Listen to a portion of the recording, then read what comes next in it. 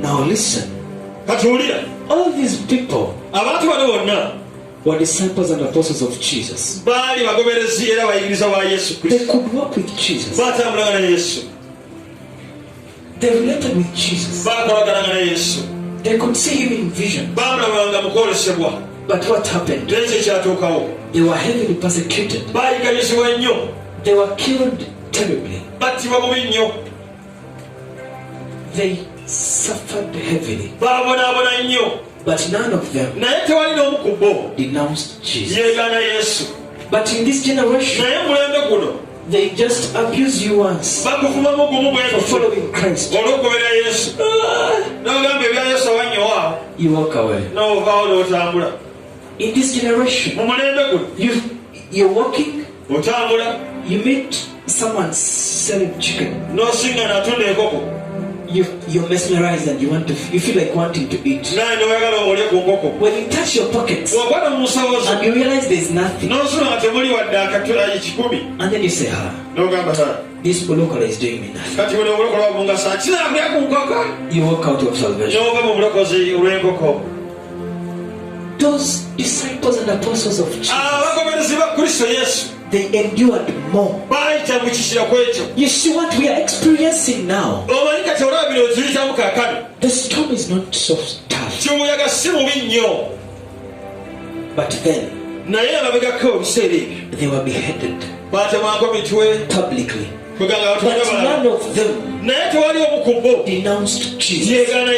But in this generation, a small challenge and you denounce Jesus. Some of you even fear to say you're born again because you fear you'll be criticized. But the disciples of Jesus, they faced a lot. For you, when you find yourself, you're lacking. You're not having any money in your pocket. You said, Jesus, you say you're in heaven. Can't you say that I'm your follower? I don't have anything to eat. How can I follow you when I don't have anything?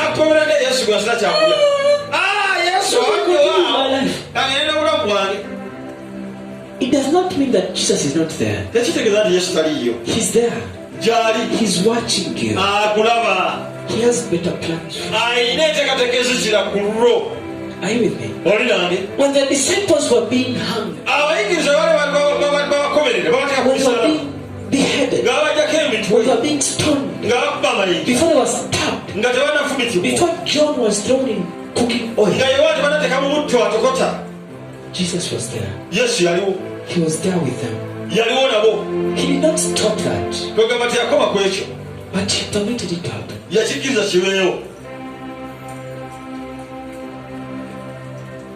So if those people that believed Jesus then, they endured that, why can't we even do more in this generation? Why? Why don't we? For us, we even have microphones. Why can't we do more? We should be willing to lose each and everything, but keep hold over it. Take away the cars, take away the wife. You can lose everything for as long as you have Jesus. All those things that can go.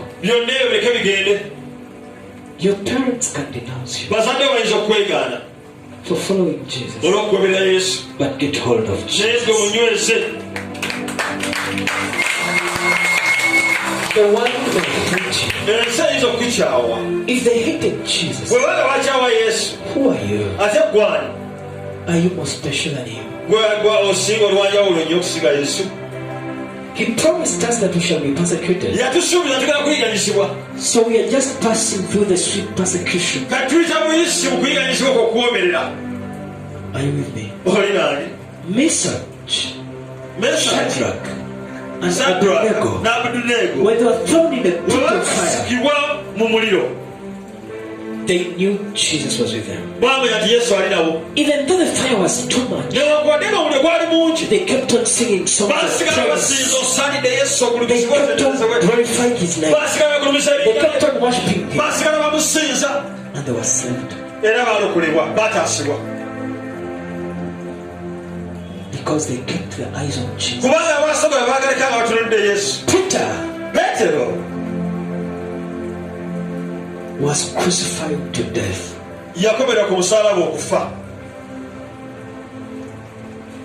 Paul was tortured and beheaded. You should be ready. Whether you should be ready. When people say, where is your God to save you? Whether He heals me or not, He's my God. Whether He gives me money or not, He's my God. Whether He saves me from this situation or not, He's still my God. I will not denounce Him.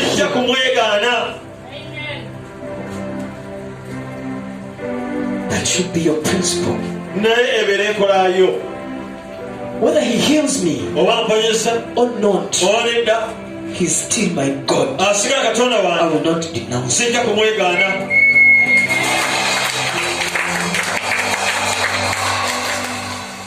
That should be your principle. Let me tell you, when you pray God to give you money and you don't get the money when you want it, when you ask Him to heal you and you don't get healed at the time you want, that does not stop Him from being God. He remains God.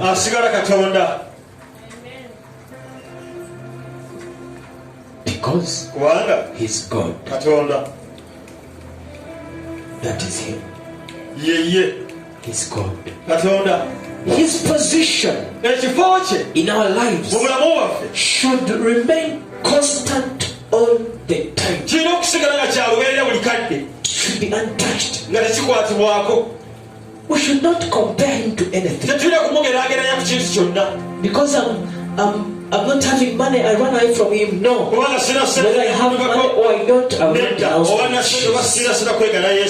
The followers of Jesus, those days, they sold everything they had and followed Him to preach the word.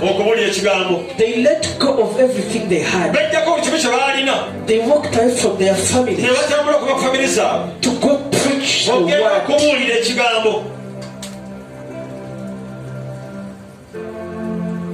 But you, what are you ready to do for the kingdom? What can you do for the kingdom? Search through your soul. Search through your spirit.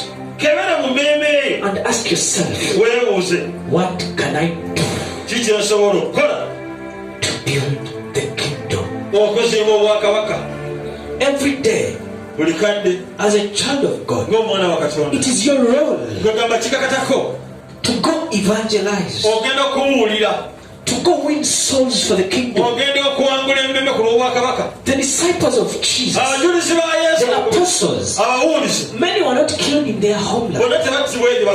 They were killed from Africa, from India, from wherever.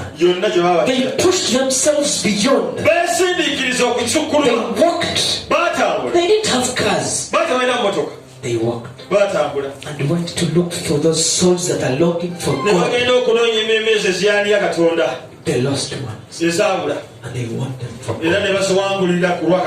In this generation, you must be willing to be a difference, to do something great for the kingdom.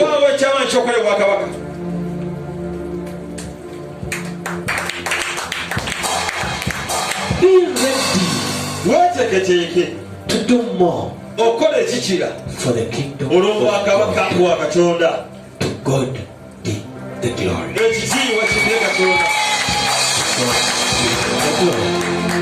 In Jesus' name.